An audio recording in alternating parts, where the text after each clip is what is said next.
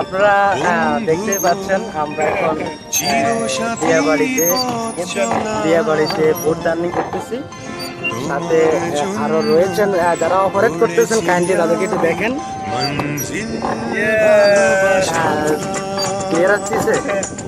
ওদিকে দেখা যাচ্ছে খুব সুন্দর অপারেট করতেছেন। দোয়া করেন আমাদের জন্য। আমাদের আসলে এখানে পরিবেশটা দেখুন, অসাধারণ। মনের মানুষ, প্রাণের মানুষ, প্রিয় মানুষ নিয়ে আসতে পারেন,